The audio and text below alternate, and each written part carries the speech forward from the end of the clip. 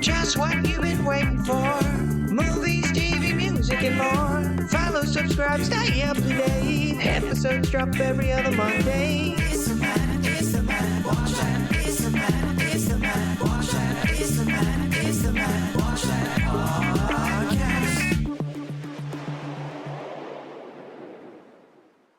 Welcome to the Matt Watch That podcast, the place for reviews, rants, and randomness. I'm your host, Matt Seroski, filmmaker, film fan. Each episode, I'm going to watch a movie or TV pilot that I probably should have seen but never got around to. It could be a recent favorite, critic's choice, or cult classic. To join in on the conversation, follow me on Twitter, Instagram, and Facebook at Matt Seroski. You can subscribe to my YouTube page where I'll post videos and clips from the show. If you have any opinions on what I've discussed, or suggestions as to what I should see next, use the hashtag MattWatchThat on social. Before we start, since this episode is being released around Thanksgiving, I wanted to give thanks to everyone who's supported the podcast over the past 5 years. When I first started, it was during the pandemic, and I wanted to learn a new skill. I also wanted to catch up on some movies and TV series that I didn't have time to see over the years. And the Matt Watch That podcast was born.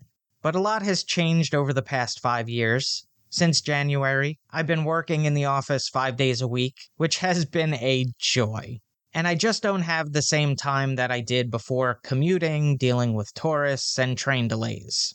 And looking forward to the future, I have some exciting projects on the horizon. I've finished my first novel, went through the editing process, and will start pitching it out to agents and publishers next year. I'd also like to shoot a short that I wrote during the pandemic. People who've read it have really liked it, and it's just been sitting around for a little while now. A couple of my friends are going into production on things that they've worked on, so I'd like to help them out on that. And I've got to get back to composing music. I was having so much fun with that, and I just haven't been able to return to it. I've also launched a script consulting service called Screenwrite Services, where I help people refine their screenplays and TV scripts. I do have a couple of clients already, so I'm hoping that business takes off. So with all that being said, I'm going to put a pause on the Matt Watch That podcast. It might return in the future, or it might evolve into something else like reaction videos. I haven't decided yet. I am going to do another season of the Matt Forgot That podcast. It's only once a month, so it's not as heavy of a lift between researching, recording, editing, but stay subscribed to the Matt Watch That podcast. I might do one-off specials here and there, because as I'm recording this, there is part of me that's really sad that I'm not going to be doing this consistently next year, and we'll see what happens after that.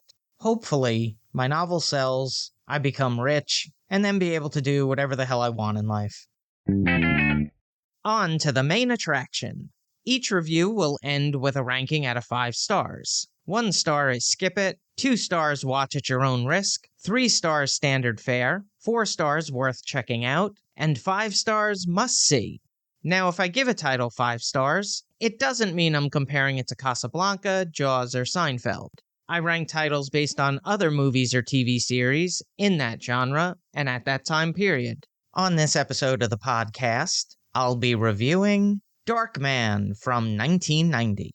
It was directed by Sam Raimi, whose career is a fascinating journey through bold experimentation, genre-defying filmmaking, and an enduring influence on pop culture.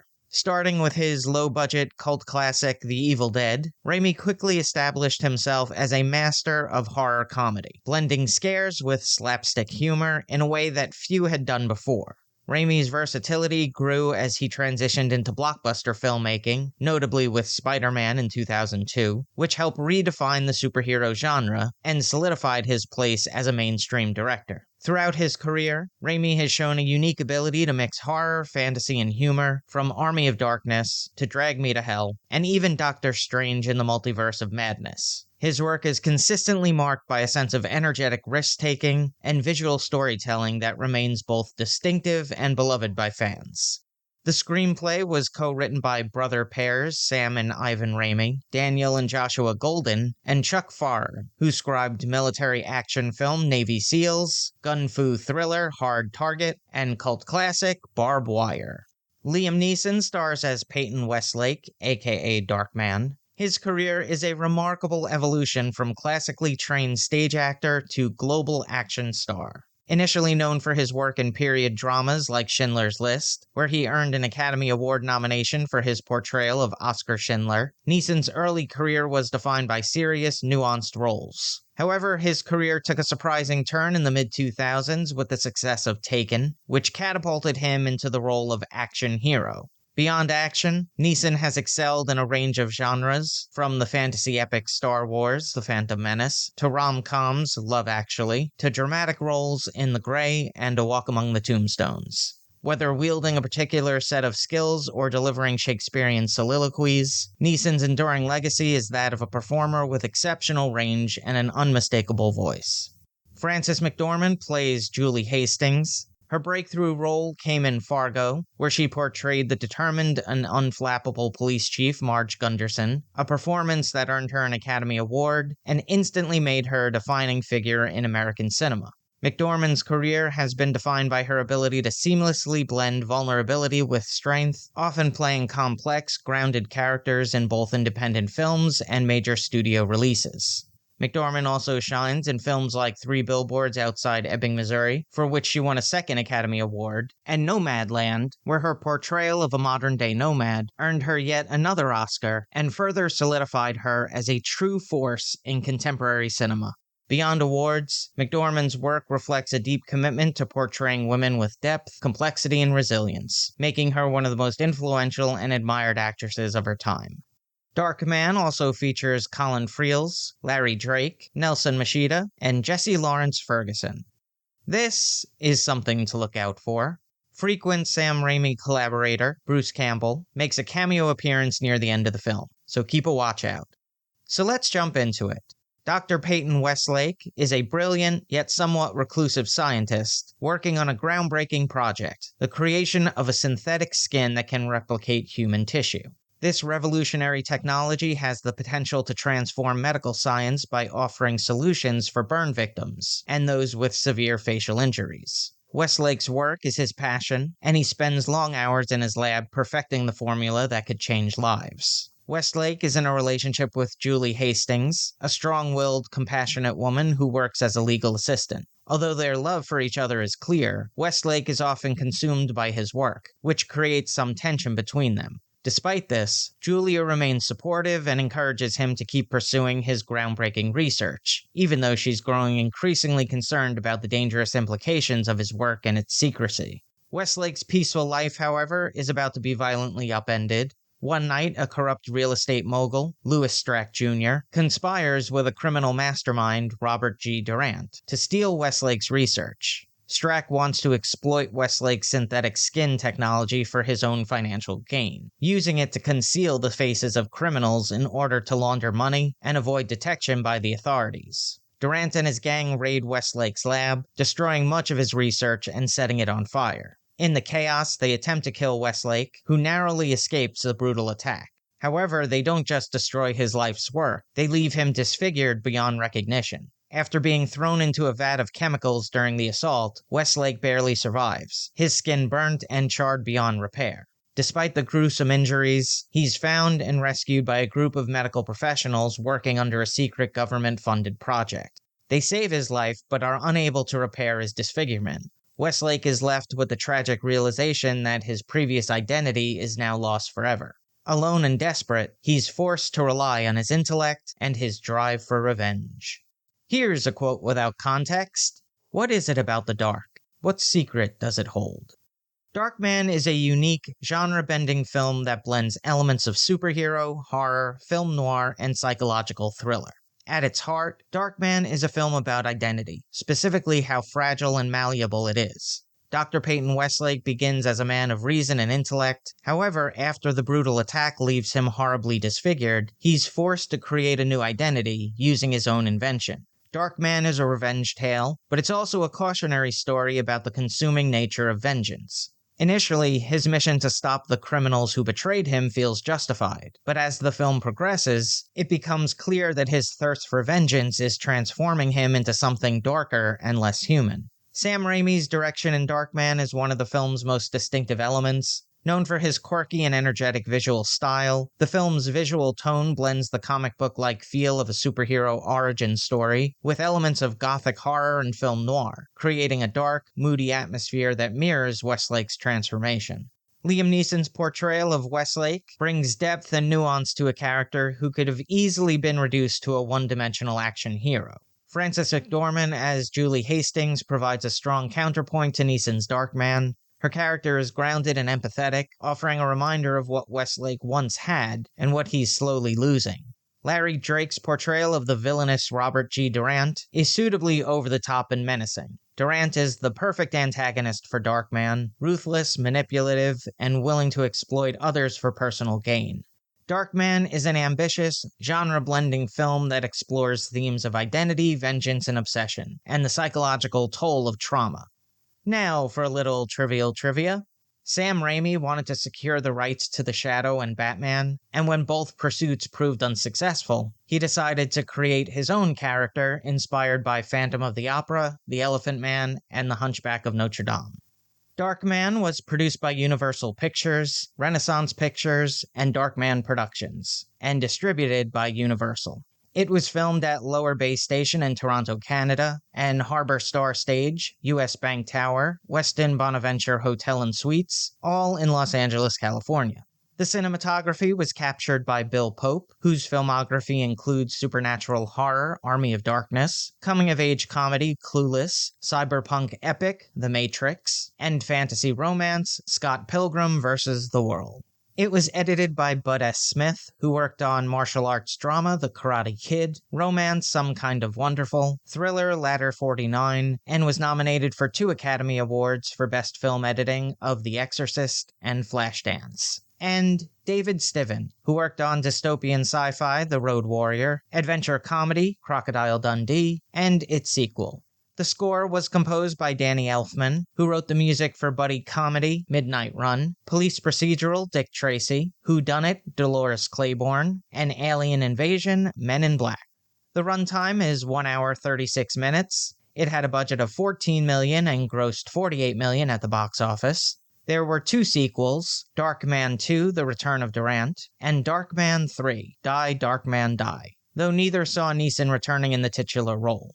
There were also comic book spin-offs, a novel adaptation of the film, and a video game released in 1991. On the Ski Index, I give it a solid 3 out of 5 stars.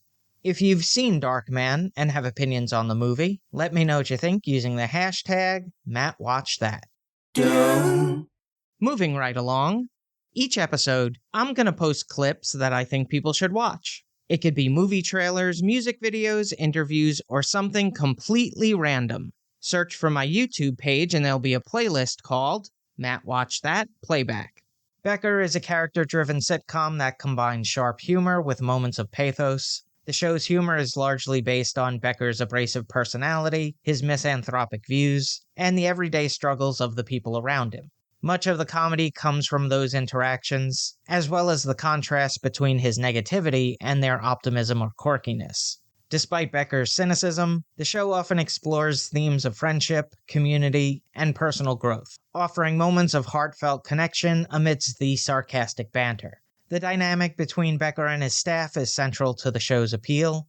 While Becker's harsh personality could be a recipe for disaster in a working environment, his relationships with Reggie, Jake, and Linda reveal the softer, more human side of the character.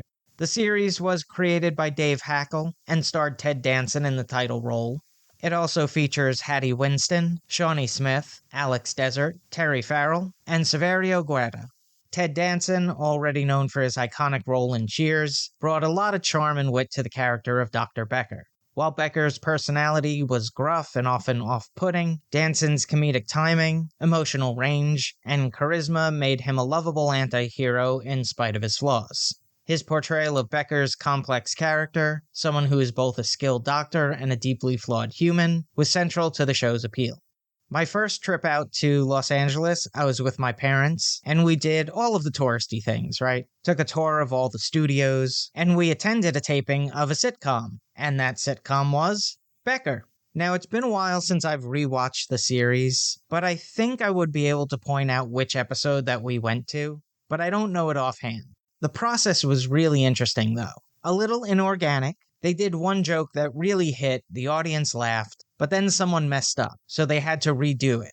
And the second time around, that joke didn't hit as much, and the director yelled cut. And someone came over the microphone, I think it was probably the warm-up person, and they said, "You're gonna have to laugh like you didn't hear it before." So then they do the scene again, that same joke hits, and everyone in the audience was like, "Ha ha ha ha," like the biggest fake laugh I've ever heard. But it was still fun watching the whole process.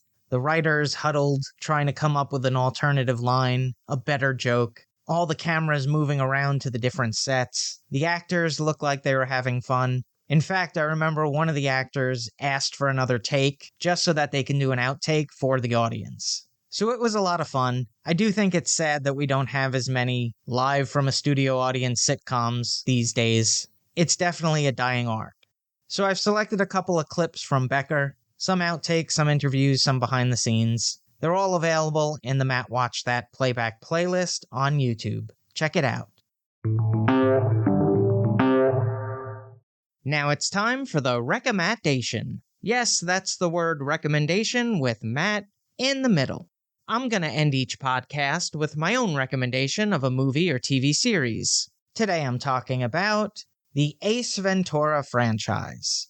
Created by director Tom Shattuck and starring Jim Carrey, it's a comedic film series centered around the eccentric, wildly unconventional pet detective, Ace Ventura. The franchise kicked off with the 1994 hit Ace Ventura: Pet Detective, in which Ace, a quirky and outrageous investigator with a passion for animals, is hired to track down the kidnapped mascot of the Miami Dolphins football team. With his eccentric personality, off-the-wall antics, and unconventional detective methods, Ace becomes an unlikely hero, leading to a series of wild and hilarious escapades. Jim Carrey's performance in this role, filled with physical comedy, absurd humor, and over-the-top expressions, propelled him to superstardom and made Ace Ventura one of the most recognizable comedic characters of the 1990s. The franchise continued with Ace Ventura: When Nature Calls, where Ace is called to Africa to track down a sacred white bat that has been stolen from a local tribe. This sequel embraced even more outrageous humor, physical gags, and over-the-top scenarios, amplifying everything that made the first film a success. While it didn't have the same cultural impact as the original, it still performed well at the box office. Despite calls for a third installment, the franchise remained dormant for years. Carrey's character became a symbol of 90s slapstick humor, and the films are remembered fondly for their absurdity and Jim Carrey's unique comedic style. The Ace Ventura: Pet Detective animated series, which aired from 1995 to 2000, is a spin-off of the popular film franchise. But unlike those films, the animated series was designed to be a more family-friendly version of the character, with Ace's outrageous antics toned down to suit a younger audience. The show follows Ace Ventura as a pet detective who goes on wild and zany adventures to solve animal-related mysteries. The series maintains the same quirky humor and physical comedy from the films, though it's often more slapstick and exaggerated in its animation. The show ran for 3 seasons and built a small but devoted fan base, especially among younger viewers, who found Ace's wacky adventures a fun and energetic escape. That's all for this edition of Matt Watch That. Thanks for listening to me babble. You can follow me on Twitter, Instagram, and Facebook at Matt Seroski. You can subscribe to my YouTube page where I'll post videos and clips from the show. If you have any opinions on what I've discussed, or suggestions as to what movie or TV pilot I should see, use the hashtag MattWatchThat on social. Head over to mattseroski.com for all the latest news and updates, and come back next time for the reviews, rants, and randomness.